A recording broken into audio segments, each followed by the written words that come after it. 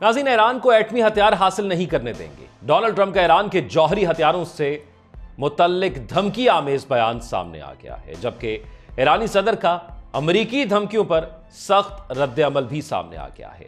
एक और अहम डेवलपमेंट नाज़रीन ये हुई है कि ईरान ने इसराइल के इर्द गिर्द घेरा तंग करना शुरू कर दिया है।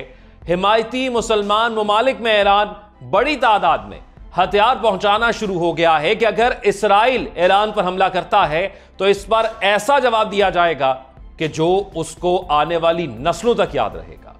जबकि इसके साथ साथ अमेरिका ने हफ्ते को होने वाले मुज़ाकरात से कबल ईरान के मजीद 5 इदारों पर पाबंदियां लगा दी हैं। मुज़ाकरात से कबल जौहरी बम नहीं बनाना चाहते। ईरान में अमेरिका सरमायाकारी क्या कर सकता है और ईरान ने नए जौहरी कामयाबियों से पर्दा उठाया है। यमन के 5 शहरों में हौसियों के ठिकानों पर अमरीकी फजाई हमले, यमनी हौसियों के असलहा गोदामों पर अमरीकी फजाई हमले, अहम कमांडर शहीद, अमरीकी बहरी जहाज और इसराइली ठिकानों पर हमले किए यमनी फौज का दावा। इसराइली एयरफोर्स का तैयारा लबनान में गिरकर तबाह हो गया। नेतन्याहू और CIA चीफ की मकबूजा इलाकों में खुफिया मुलाकात का भांडा फूट गया। फ्रांस का फलस्तीन को बतौर रियासत तस्लीम करने का इम्कान। जुनूबी गजा में पनाहगुज़ीनों के खैमों पर इसराइली बमबारी, 58 फलस्तीनी शहीद, सैकड़ों जख्मी हो गए। आप देख रहे हैं 92 डिजिटल और मैं हूं ज़ौक अहमद। नाज़रीन, अमरीकी सदर की जानिब से एक बार फिर ईरान के जौहरी प्रोग्राम पर फौजी हमले का इशारा दिया गया है।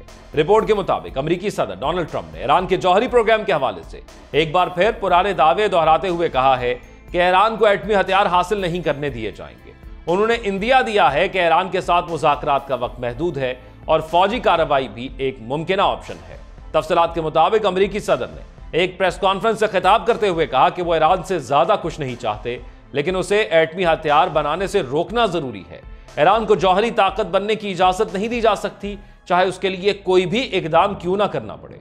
उन्होंने अपनी पॉलिसियों का दिफा करते हुए कहा कि बहुत से फैसले वो जज्बात या एहसासात की बुनियाद पर करते हैं, बाज़ औकात लचक के साथ सख्त फैसले करना पड़ते हैं। ट्रंप ने यह भी तस्लीम किया कि कुछ सरमायाकार और माहिरीन मईशत उनकी इक्तिसादी पॉलिसियों, खुसूसन तिजारती टैरिफ के हवाले से फिक्रमंद हैं। तब उन्होंने अमरीकी मार्केट की बेहतरी पर एतमाद जाहिर किया। बाजार बदलते रहते हैं, चंद दिन पहले हालात खराब लग रहे थे, लेकिन आज हमारी मईशत की तारीख का एक बेहतरीन दिन है। माहिरीन के मुताबिक ट्रंप का यह जारहाना लहजा ईरान के साथ कशीदगी को मजीद बढ़ा सकता है, जबकि बैनुल-अक़वामी बरादरी सिफारती हल की कोशिशों पर जोर दे रही है। जबकि अमरीकी सदर डोनाल्ड ट्रंप ने ईरान को एक बार फिर धमकी देते हुए यह कहा कि ईरान को जौहरी हथियार रखने की इजाजत नहीं दी जा सकती है। गैर मुल्की ज़राए इब्लाग के मुताबिक अमरीकी सदर डोनाल्ड ट्रंप का कहना है कि अगर ईरान जौहरी प्रोग्राम बंद करने पर राजी ना हुआ तो फौजी ताकत का इस्तेमाल करेंगे। अमरीकी सदर ने कहा कि फौज की जरूरत पड़ी तो हमारे पास फौज मौजूद है, इसराइल भी इसमें शामिल हो जाएगा, हम वही करते हैं जो हम करना चाहते हैं। दूसरी जानिब अमरीका और ईरान के दरमियान 3 दिन बाद ओमान में मुज़ाकरात होने जा रहे हैं, लेकिन अमरीकी महकमा खजाना ने ईरान पर मजीद पाबंदियां आयद करने का ऐलान कर दिया है। अमरीकी महकमा खजाना का कहना है कि नई पाबंदियों से जौहरी प्रोग्राम से मुंसलिक 5 इदारों को निशाना बनाया गया है। इससे कबल तर्जुमान अमरीकी महकमा खारजा टैमी ब्रूस ने कहा था कि ईरान अगर जौहरी हथियार पर मुज़ाकरात नहीं करता तो यह उसके लिए बहुत बुरा होगा। वाशिंगटन में प्रेस कॉन्फ्रेंस से खिताब करते हुए उनका कहना था कि गजा जंग की सूरत हाल पर सदर ट्रंप ने नेतन्याहू से मुलाकात में तफसीली गुफ्तगू की है। दोनों रहनुमाओं ने इस बात पर इत्तफाक किया था कि ईरान को किसी भी सूरत जौहरी हथियारों तक रसाई की इजाजत नहीं दी जाएगी। तर्जुमान अमरीकी महकमा खारजा ने कहा था कि सदर ट्रंप ईरान के साथ बातचीत के लिए तैयार है। ईरान अगर मुज़ाकरात नहीं करता तो उसके लिए बहुत बुरा होगा। टैमी ब्रोस का कहना था कि ईरान और अमेरिका के दरमियान मुज़ाकरात हफ्ते से ओमान में शुरू हो रहे हैं। दुनिया को मजीद महफूज बनाने के लिए यकीनी बनाना होगा कि ईरान जौहरी हथियार ना बना सके। ईरानी सदर मसूद पज़ेश्कियान ने अमरीकी धमकियों पर सख्त रद्द-ए-अमल देते हुए कहा है कि अमरीका जितनी ज्यादा धमकियां देगा ईरान उतना ही मजबूत होगा। गैर मुल्की ज़राए इब्लाग के मुताबिक ईरानी सदर मसूद पज़ेश्कियान का अपने बयान में कहना था कि ईरान अपनी जौहरी कामयाबियों से ना पीछे हटेगा और ना ही इस पर समझौता करेगा। हमारे दरवाजे बातचीत के लिए खुले हैं, अपने वक़ार और फ़ख्र की बुनियाद पर मुज़ाकरात करेंगे। नाज़रीन, अमेरिका ने ईरान के मजीद 5 इदारों और एक शख्स पर पाबंदियां लगा दी। अमरीकी महकमा खारजा का कहना है कि जिन इदारों और शख्स पर पाबंदी लगाई गई उनका ताल्लुक ईरान के एटमी प्रोग्राम से है। अमरीकी महकमा खारजा के मुताबिक ये इकदाम सदर ट्रंप की जानिब से जौहरी मुआहदे के हवाले से ईरान पर दबाव के लिए है। ईरान के जौहरी प्रोग्राम को मदद फराहम करने वालों का एहतसाब जारी रहेगा। अमरीकी महकमा खारजा ने ईरानी इदारों पर यह पाबंदियां ऐसे वक्त में लगाई हैं जब अमरीका और ईरान के दरमियान एटमी प्रोग्राम पर मुज़ाकरात होने में सिर्फ 2 रोज बाकी हैं। जबकि दूसरी जानिब नाज़रीन, ईरान ने जौहरी टेक्नोलॉजी के कौमी दिन के मौके पर एक नुमाइश के जरिए मुल्क की नई जौहरी कामयाबियों का मुजाहिरा किया है। रिपोर्ट के मुताबिक नुमाइश में एटमी कामयाबियों को 3 अहम हिस्सों में दिखाया गया। न्यूक्लियर फ्यूल साइकिल का जायजा। इस सेक्शन में मुख्तलिफ शोबों जैसे हवाई, अर्जी, तबियात, यूरेनियम की कानकुनी की तलाश और ऑपरेशंस, येलो केक की तैयारी, यूरेनियम प्रोसेसिंग और यूरेनियम अफजूदगी का अमल शामिल है। तवानाई का शोबा, जिसमें न्यूक्लियर पावर प्लांट के मंसूबों के लिए वक्फ यह इलाका, वो शहर न्यूक्लियर पावर प्लांट के यूनिट 2 और 3 की पेशरफ, कार्बन न्यूक्लियर पावर प्लांट की तामीर, पावर और रिसर्च रिएक्टर्स की मकामी तैयारी और वो शहर प्लांट के स्पेयर पार्ट्स के डिजाइन और प्रोडक्शन का अहाता करता है। जौहरी टेक्नोलॉजी की एप्लीकेशन। यह सेक्शन टेक्नोलॉजीज और मसनूआत का एक वसी जखीरा पेश करता है जिसमें भारी पानी और डेटोनेट्रियम कंपाउंड प्रोडक्शन, रेडियो फार्मास्यूटिकल, जौहरी पैमाइश के आलात, प्लाज्मा टेक्नोलॉजी, तिब और ज़राअत में ताबकारी की एप्लीकेशंस वगैरह शामिल है।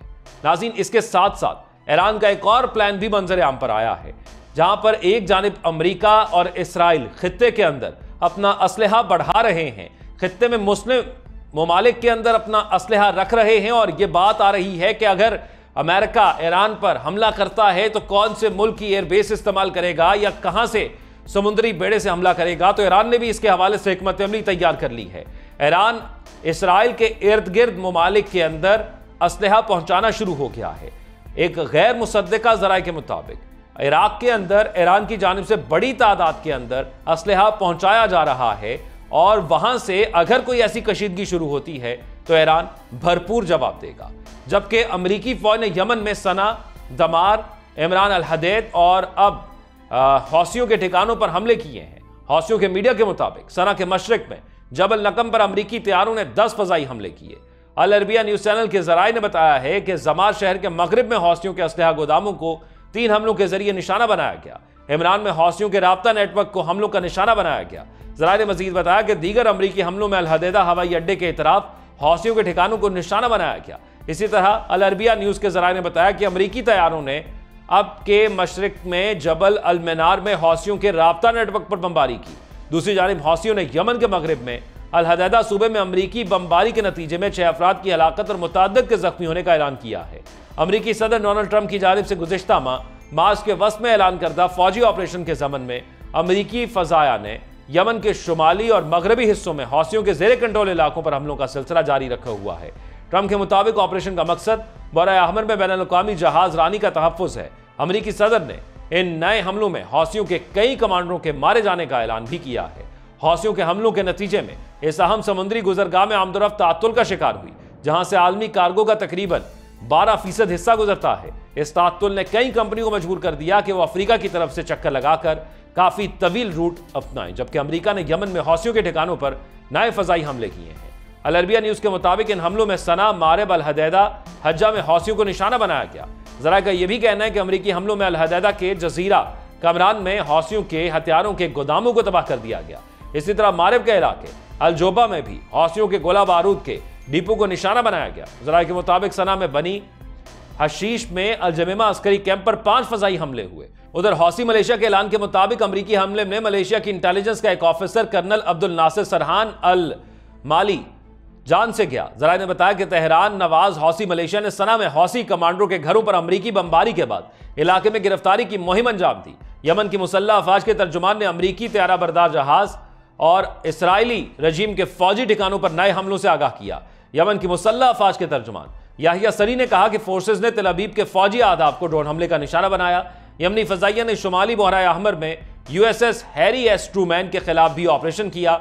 याहिया सरी ने कहा कि अजीम यमन नाकाबिले तस्खीर है और वह मजलूम फलस्तीनी अवाम की हिमायत जारी रखेगा और अमरीकी दुश्मन के सामने कभी हथियार नहीं डालेगा। यमन की मुसल्लह अफवाज के तर्जुमान ने मजीद जोर दिया कि हम बहराए अहमर में इसराइली बहरी जहाज़ों की नकलो हरकत को रोकेंगे और गजा के खिलाफ जारी जारियत के खात्मे तक गाजिब रजीम पर हमले करते रहेंगे। जबकि इसराइली एयरफोर्स का तैयारा तकनीकी खराबी के बायस नाज़रीन लबनानी हदूद में गिरकर तबाह हो गया। इसराइली मीडिया का इस हवाले से कहना है कि इसराइली एयरफोर्स ने इस हवाले से ये मालूमात लीक होने पर किसी भी किस्म की तशवीश का इजहार नहीं किया। इसराइली हुकाम की जानिब से मामले की तफ्तीश का आगाज कर दिया गया है। हादसे से मुतालिक मजीद मालूमात सामने नहीं आ सकी हैं। रिपोर्ट्स के मुताबिक हादसे में इसराइली फौजी ड्रोन फनी खराबी के बायस गिरकर तबाह होने का दावा भी किया जा रहा है, जबकि इसराइली वजीर आजम और CIA के सरबराह के दरमियान एक अहम और खुफिया मुलाकात हुई है, जिसमें अहम इलाकाई और सिक्योरिटी अमूर पर तबादला ख्याल किया गया। इसराइली वजीर आजम नेतन्याहू और अमरीकी खुफिया इदारे CIA के सरबराह जॉन रेडक्लिफ ने मकबूजा फलस्तीनी इलाकों में एक अहम और खुफिया मुलाकात की है, जिसमें कई अहम इलाकाई और सिक्योरिटी अमूर पर तबादला ख्याल किया गया है। इसराइली वजीर आजम इसराइल के दफ्तर की जानिब से जारी करदा मुख्तसर बयान में कहा गया कि नेतन्याहू और जॉन रेडक्लिफ के दरमियान कई अहम मामलात पर गुफ्तगू हुई, तहम मुलाकात की तफसीलात को खुफिया रखा गया। ये मुलाकात नेतन्याहू के हालिया अमरीकी दौरे के चंद रोज बाद अमल में आई, जहां उन्होंने सदर डोनाल्ड ट्रंप और दीगर आला अमरीकी हुक्काम से मुलाकातें की थी। सियासी मुबस्सरीन ने इस मुलाकात को खित्ते में कशीदगी के तनाजुर में एक अहम पेशरफ करार दे रहे हैं, जबकि फलस्तीनी हल्के इस पर शदीद रद्द-ए-अमल का इजहार कर रहे हैं। अमरीका मशरक़ वुस्ता में इसराइल का सबसे बड़ा हामी है और इन दोनों के दरमियान करीबी इंटेलिजेंस ताउन जारी है। इस सिलसिले में CIA के चीफ का हालिया दौरा काबिल तवज्जो करार दिया जा रहा है, जबकि फ्रांसीसी सदर इमैनुअल मैक्रोन ने कहा कि फ्रांस जून में फलस्तीन को बतौर रियासत तस्लीम कर सकता है। खबरसां इदारों के मुताबिक फ्रांसीसी सदर मैक्रोन ने मीडिया से गुफ्तगू में कहा कि मकसद इसराइल फलस्तीन तनाज़े पर अक़वाम मुत्तहिदा की कॉन्फ्रेंस में इस इक़दाम को हतमी शक्ल देना है। फ्रांसीसी सदर इमैनुअल मैक्रोन का कहना है कि ऐसा किसी को खुश करने के लिए नहीं कर रहा, बल्कि ऐसा करना ही दुरुस्त होगा। इमैनुअल मैक्रोन ने कहा कि हमें फलस्तीन को एक रियासत की हैसियत से तस्लीम करने की तरफ बढ़ना चाहिए और अब हम आने वाले चंद महीनों में ऐसा करेंगे। ये फ्रांस की जानिब से एक ऐसी चीज़ जहां पर जालिम का साथ देने के हवाले से जो गुफ्तगू सामने आई, ये इंतहाई तशवीशनाक है और यही तशवीश हमें अरब ममालिक के अंदर नजर आती है कि कहीं एक ना एक दिन हमें यह खबर मिल जाए कि वो भी इसराइल को तस्लीम करने जा रहे हैं इस तमाम तर जुल्म और बर्बरियत के बावजूद। जबकि नाज़रीन, अल नसीरात, खान यूनिस और अल शजाइया समेत गजा के कई इलाकों पर सिहोनी फौज ने हमला करके सैकड़ों बेगुनाह फलस्तीनियों को शहीद और जख्मी किया है, जबकि अस्पतालों में अद्वियात की किल्लत की वजह से आलमी इदारा सेहत ने फौरी इमदाद की अपील की है। इसराइली अफवाज की गजा के मुख्तलिफ इलाकों में शदीद बमबारी और ज़मीनी हमले जारी हैं, जिनमें अब तक 58 फलस्तीनी शहीद और 213 से ज़ायद जख्मी हो चुके हैं। फलस्तीनी ज़रा के मुताबिक इसराइली जंगी तैयारों ने मशरकी गजा के अल शजाइया मोहल्ले में अल नज़ार स्ट्रीट पर शदीद फ़ज़ाई हमला किया, जिससे मुतअद्दिद रिहायशी इमारतें मलबे का ढेर बन गई। उधर खान यूनिस के मगरिब में अल मवासी के इलाके में वाक़ पनाह गुज़ीनों के खैमों को निशाना बनाया गया, जहां बमबारी के नतीजे में कई खवातीन और बच्चे भी शहीद और जख्मी हुए। ऐनी शाहिदीन के मुताबिक शुमाल मशरकी गजा में इसराइली तोपखाने ने भी शदीद गोलाबारी की, जबकि अल नसीरात कैंप के इतराफ में ज़मीनी कार्रवाइयाँ जारी हैं। उधर आलमी इदारा सेहत के तर्जुमान ने मीडिया को बताया कि इसराइल मुसलसल इंसानी इमदाद, खास तौर पर तिब्बी सामान की तरसील में रुकावटें डाल रहा है, जिससे अस्पतालों में दवा और दीगर वसाइल खत्म होने के करीब हैं। तर्जुमान के मुताबिक 2 मार्च के बाद से अब तक इसराइली हुक्काम ने गजा में किसी भी किस्म की तिब्बी इमदाद को दाखिले की इजाज़त नहीं दी। उन्होंने खबरदार किया कि अगर फौरी इक़दाम ना किए गए तो गजा में इंसानी अलमिया मजीद शिद्दत इख्तियार कर जाएगा, जिसे रोकने के लिए आलमी बरादरी को मुत्तहिद होकर अमली कदम उठाना होगा। नाज़रीन, ये मशरक़ वस्ता की ताज़ा तरीन सूरत हाल है। आप क्या राय रखते हैं कमेंट सेक्शन में आगाह कीजिएगा। अपना ख्याल रखिएगा। अल्लाह हाफ़िज़।